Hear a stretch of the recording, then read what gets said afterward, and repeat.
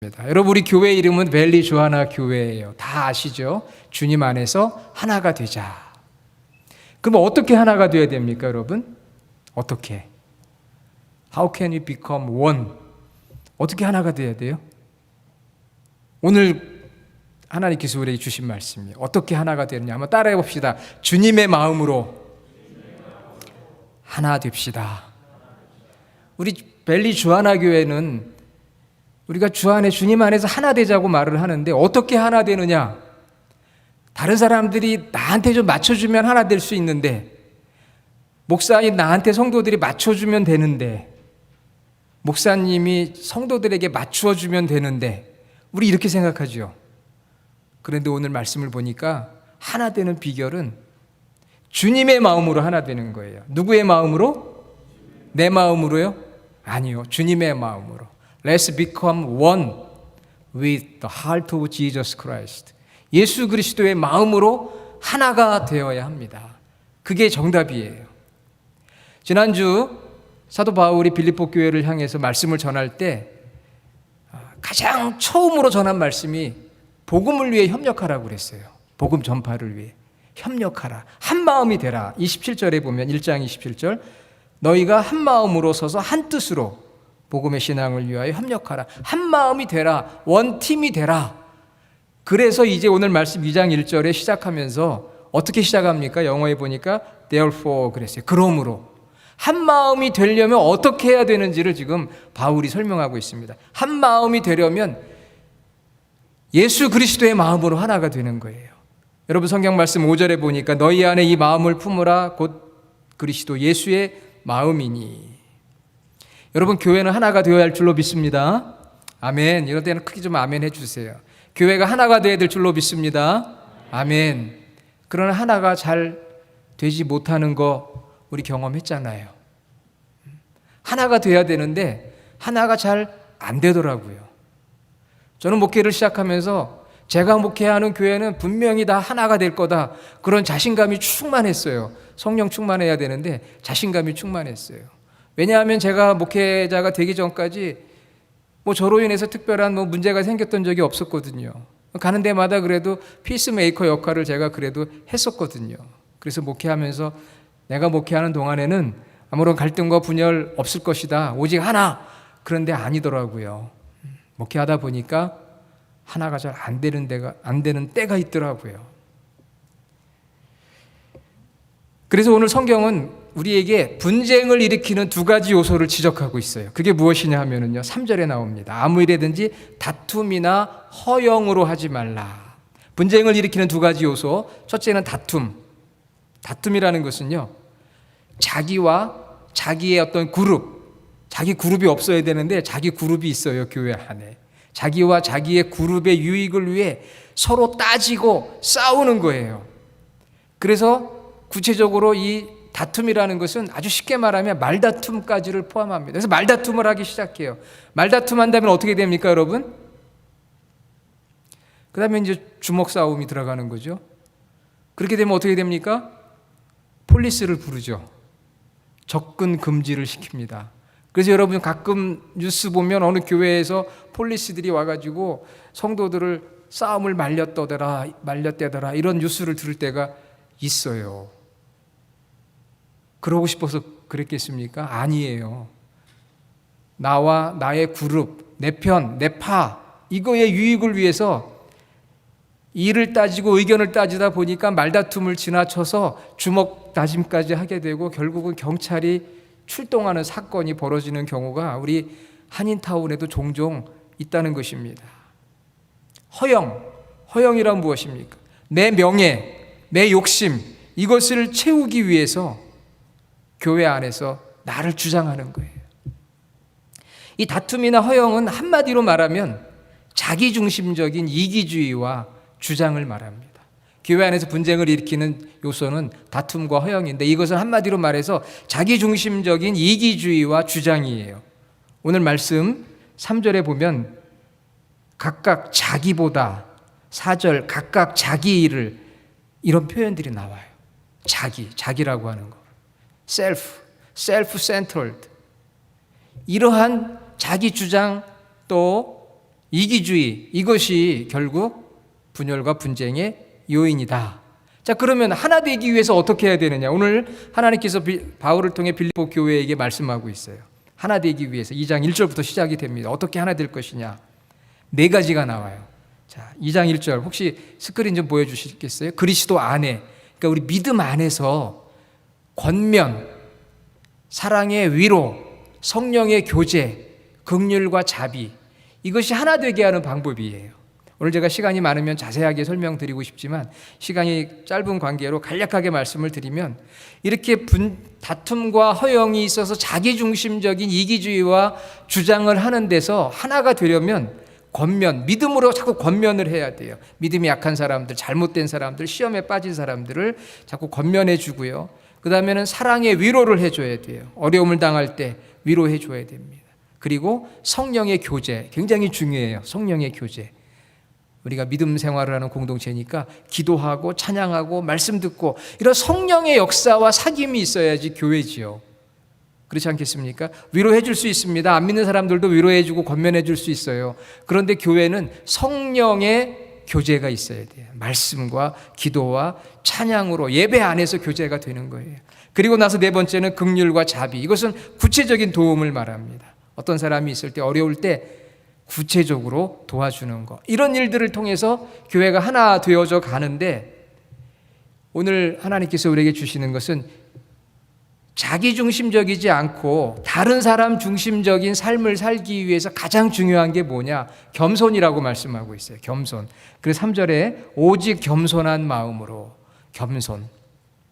겸손은 바울 당시에도 별 미덕이 아니었습니다. 지금도 겸손이란 말은 현대 경쟁사회에서 그렇게 어울리지가 않아요. 그런데도 겸손해야만 다른 사람 중심이 될 수 있어요. 기독교 역사 중에 우리 어거스틴 성자입니다. 주후 354에서 430년. 어떤 사람이 물었어요. 기독교의 신앙생활의 첫째 되는 것이 무엇입니까? 겸손입니다. 그랬어요. 둘째는요, 겸손입니다. 셋째는요, 셋째도 겸손입니다. 저는 그 이야기를 들었을 때 왜 겸손일까 이런 생각을 했어요. 기독교는 사랑인데, 사랑의 종교대 신앙의 첫 번째는 사랑 아닌가, 그런 마음이 들었어요. 아니면 믿음. 그런데 겸손이라고 했거든요. 제가 이제 좀 나이가 들어가니까 이 겸손이 이해가 되더라고요. 정말 겸손해야 여러분 사랑할 수 있습니다. 여러분 믿습니까? 겸손해야 사랑할 수 있고요. 겸손해야 믿음도 가질 수 있어요. 하나님 앞에 내가 겸손해야 믿음을 갖는 거거든요. 그러니까 사랑 이전에 겸손해야 된다는 거, 이것이 기독교 신앙생활의 첫 번째 요소다. 겸손이라는 것은 오늘 말씀 3절과 4절에 보니까 자기보다 남을 더 낮게 여기는 거예요. 이렇게 낮게 여기는 게 아니라 좀 우대해주고 존중해주는 거예요. 그래서 오늘 말씀을 보면은 이 분쟁의 원인은 항상 내 중심이고요. 하나가 되기 위해서는 다른 성도, 다른 분 중심이 되는데, 그렇게 하기 위해서는 겸손해야 된다는 것이죠. 자, 4절에 보니까 3절에 오직 겸손한 마음으로 각각 자기보다 남을 낮게 여기고, 거기 보니까 자기라는 말이 나오고요. 이 자기는 그 자기가 아닙니다. 자기보다 남을 낮게 여긴다. 나보다 다른 사람을 낮게 여긴다. better than, 영어로. 그리고 4절에 보니까 각각 자기 일을 돌볼 뿐 아니라 다른 사람들의 일을 돌보는. 그래서 겸손이라고 하는 것은 나보다 남을 더 생각하는 거예요. 그게 겸손이에요. 여러분 이제 혹시 아시는 분들이 여러분에게 그 벨리 주하나 교회 성도들 어때? 그 벨리 주하나 교회 교회가 통합이 됐다는데 어때? 그 목사님 새로 오셨다는데, 새로운 것도 아니에요. 이제 벌써 2년 돼 갑니다. 엊그제 온 것 같은데 이제 벌써 2년 돼 가요. 목사님은 어때? 이렇게 물어볼 때 있어요, 없어요? 있으시죠, 주변에서. 관심이 있거든요. 그렇지 않나요? 어때? 이렇게 물어요. 그때 어떻게 대답해야 돼요?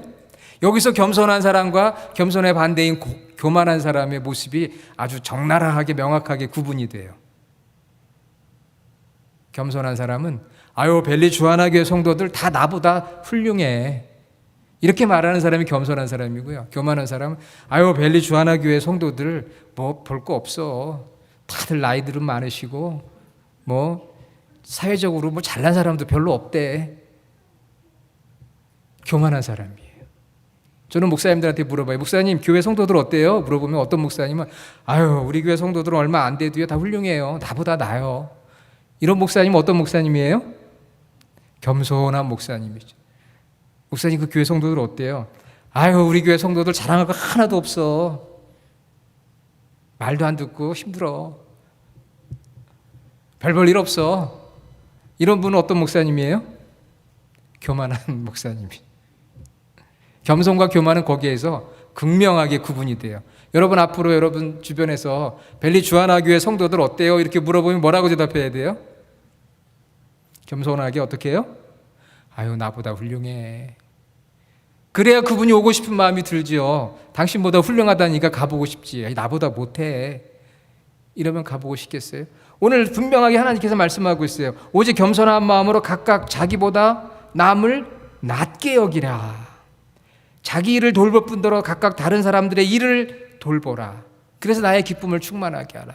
바울의 기쁨, 주님의 기쁨이 되는 거예요. 주님은 우리 믿음의 형제 자매들이 서로를 더 인정해주고 소중하게 여기고 협력해주고 존경하고 섬겨주기를 원하시거든요. 내 일만 생각하고 나만 생각하는 것이 아니라, 내 주장만 하는 것이 아니라 다른 성도가 무엇을 하고 싶은지 원하는지 관심 갖고 돌보는 것이 바로 겸손이에요. 겸손과 교만의 차이는 거기에 있습니다. 다른 사람이 나보다 훌륭하다고 생각하는지, 훌륭하지 않을 수도 있지 않겠어요? 그렇죠? 그래도 다른 분들은 훌륭해. 참 애써. 우리 성가대 많지 않지만 참 잘하셔. 성가대 찬양을 보면서도 우리 어떤 생각이 드세요? 아유, 저걸 찬양이라고 불러. 이런 분은 어떤 분이에요? 교만한 분이고요. 아유, 좀 애쓴다. 참 은혜가 되네. 겸손한 분인 거예요. 거기에 차이가 있는 거예요. 굉장히 심플해요. 그런데 그런 겸손한 마음을 가질 때 교회가 하나 되는 줄로 믿습니다. 그것이 교회가 하나 되는 거예요. 그러면서 오늘 하나님께서 바울을 통해 하나의 샘플을 보여주셨어요. 그것이 뭐냐면 예수님이에요. 예수님께서 5절에 너희 안에 이 마음을 품어라. 예수님이 겸손하신 분이었다는 거예요. 그래서 6절부터 11절에 보니까 이거 굉장히 초대교회의 예수 그리스도를 높이는 찬양의 시거든요. 사실은 이 본문만 가지고도 얼마나 많이 설교를 해야 될지 몰라요. 이 내용은 한마디로 예수님께서 겸손하게 인간의 몸을 입고 오셔서 종이 되시고 십자가에 죽으셨다는 거예요. 누구를 위해서? 우리를 위해서. 그랬더니 하나님께서, 아버지께서 이 예수님을 높이 세워주셨다. 그 이야기는 겸손한 자를 하나님께서 높여주신다. 내가 내 스스로 나를 높이려고 다른 사람을 깎아내리면 그 사람은 더 낮아져요. 그런데 내가 오히려 다른 사람을 높여주면 그 사람이 나를 높여주고요, 하나님께서 높여주십니다. 예수님도 말씀하셨어요. 마태복음 23장 12절. 누구든지 자기를 높이는 자는 낮아지고 누구든지 자기를 낮추는 자는 높아지리라. 야고보서 4장 6절에 하나님은 교만한 자를 물리치시고 겸손한 자에게 은혜를 주신다. 예수님이 어떤 분이셨습니까? 겸손하신 분이었어요. 예수님께서 처음 공생에 사역하실 때 세례를 받으셨어요. 예수님은 죄인이 아닙니다. 그런데 왜 세례를 받으셔야 돼요? 그러나 받으셨어요. 나 죄인 아닌데 내가 왜 세례를 받아? 이건 내가 할 거 아닌데 왜 나에게 시키는 걸까? 우리 그런 생각할 때 있지 않습니까? 그때 예수님이 뭐라고 말씀하셨습니까? 마태복음 3장 14절로 15절. 세례 요한이 그랬어요. 제가 당신한테 세례 받아야 되는데 어찌 당신이 나에게 옵니까? 허락하라. 우리가 이와 같이 하여 모든 의를 이루는 것이 합당하다. 하나님 나라와 하나님의 뜻을 이루어 가는데 내가 세례 받는 것, 죄가 없어서 세례 받을 필요가 없어요.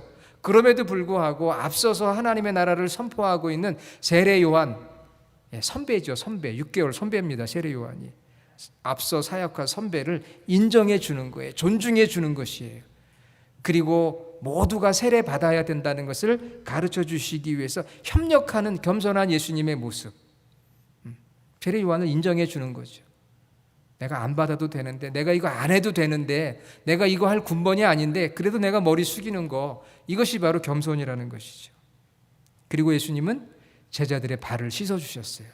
종이 주인의 발을 씻어주시는 것인데, 당시 스승이 제자의 발을 씻는다는 것은 도무지 이해할 수 없는 일이에요. 그럼에도 불구하고 제자들의 발을 씻어 주셨습니다. 요한복음 13장. 그것이 바로 예수님의 겸손하신 모습. 다른 사람을 높여주시고 다른 사람에게 관심을 갖고 세상 모든 영혼을 위해 십자가에서 달려 죽으신 예수님의 겸손한 모습인 것입니다. 사랑하는 여러분, 우리 교회가 주님 안에서 하나 되자. 어떻게 하나가 되어야 되느냐? 겸손함으로. 주님의 마음이 겸손한 마음이에요. 주님의 마음으로, 다른 사람을 높여주는 마음으로 우리가 하나 될 수 있습니다. 그것이 바로 하나님께서 우리에게 오늘 말씀을 통해서 주시는 은혜요, 감동이요, 도전인 줄로 믿습니다. 저희들이 예수 그리스도의 마음으로 하나를 이루어가는 복된 교회가 되기를 간절히 주님의 이름으로 축원합니다. 아멘.